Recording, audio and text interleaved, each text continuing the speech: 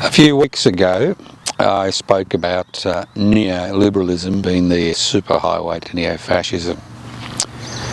So we've seen quite a major shift in political allegiance in this country in the last 12 months. And that political allegiance revolves around people's dissatisfaction with neoliberalism, which, as we explained in the past, is privatisation, deregulation, globalisation, and corporatisation. Because obviously, in terms of improving the lives of the majority of the population, it's been a total failure. It has improved the lives of the investment class. About 8% of Australians have disposable income. And the 1% that own the means of production, distribution, exchange and communication. When neoliberalism fails, governments are forced to take into account people's dissatisfaction in a parliamentary democracy which relies on elections. And what we are seeing currently is a realignment in people's political, cultural, social allegiances. Now, the great beneficiary of this generalised dissatisfaction with the status quo in Australia has been the Pauline Hanson One Nation Party. Now, although its policies are neo-fascist policies, and although its policies are about protecting the 1% that own the means of production, distribution, exchange and communication. For example, when the leader of the Pauline Hanson One Nations Party was commenting about the minuscule changes which have been made to Australia's negative gearing laws and capital gains taxes, what we saw was her describe them as communism. That's right, communism. Now, the reality is, as dissatisfaction rises, people will gravitate to particular political parties or movements which they think or believe will resolve their issues. Not everyone. The great majority of people who vote for One Nation are not racists and they're not fascists. They're people who are dissatisfied with what's going on. But where they are putting their support, their political support, actually generates division and generates authoritarianism, which Kim Il-jung, the North Korean dictator, will be jealous of. So what I'd like to do is look at the structure of the Pauline Hanson One Nation Party. Because I think it's important that people understand that neo-fascism is not just about people, it's not just about nationalism, and it's not just about racism, and it's not just about division, and it's not about just identifying the other. It's much more. It needs a political, social, cultural structure which is authoritarian. Now, in many regards, the way the Pauline Hanson One Nation Party is structured highlights why billionaires are now pouring their cash into the party. Because a united people is difficult to beat, but a divided people is very easy to beat. So look at the structure. Now the Pauline Hanson One Nation Party, the registered party with the Australian Electoral Commission, is the party. The abbreviation which was accepted by the Australian Electoral Commission in 2007, because it was argued that Pauline Hanson was no longer a significant person in the party, is One Nation. So that's what you will see on the ballot box. Not Pauline Hanson's One Nation Party, but One Nation, which is just an abbreviation of the Pauline Hanson One Nation Party. So, how's it structured? Many people think that it is democratic in structure. The branches are nothing more than money-making machines for the state executive and the national executive. Under the current constitution, and I'm looking at the current constitution, Pauline Hanson is president for life. Just like Kim Il-jung in North Korea. President for life of the party. That's the first thing. The second thing is that she is the only one who can choose her successor. So people like Barnaby Joyce, an opportunist at the best of times, who sold his soul for 30 pieces of silver, somehow thinks that he could be the next leader of the One Nation Party. But the fact is that the anointed leader of the One Nation Party is her daughter, Lee Hanson. Now the National Executive is a faceless organisation. It is not picked by the membership. It is not picked by the state executive. It's appointed by Pauline Hanson. There's no democracy about it. It is appointed by Pauline Hanson. So if you show devotion to Pauline Hanson, you may be appointed to the national executive. But Pauline Hanson has the power to remove or appoint anybody she likes to the national executive. She has the power, as the party's registered officer, to determine who is pre-selected.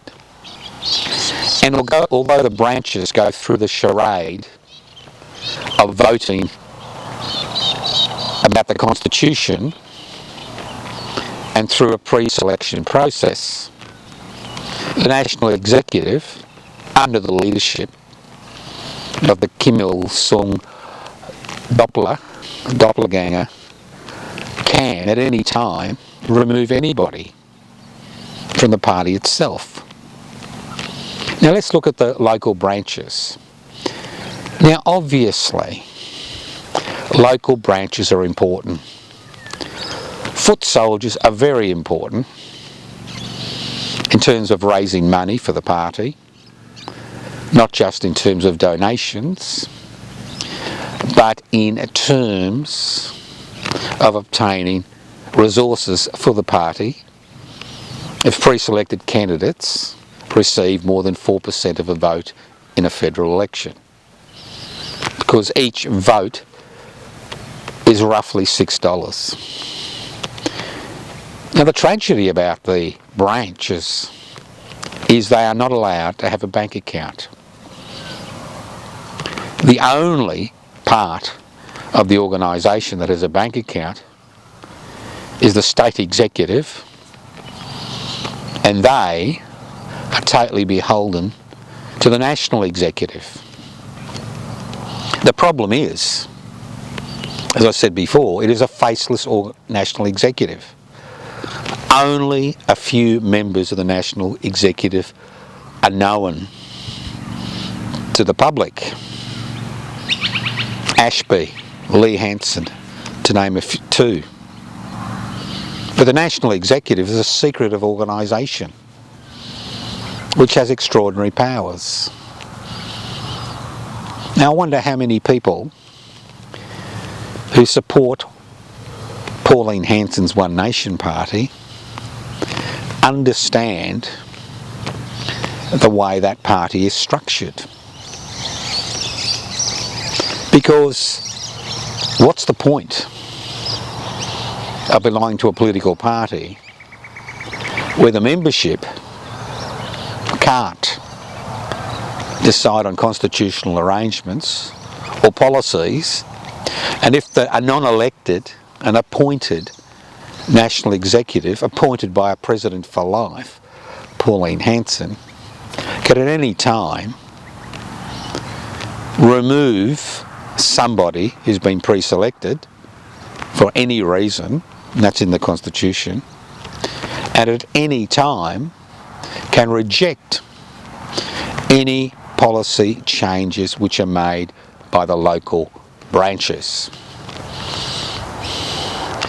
So there are various ways via which to challenge emerging neo-fascist parties.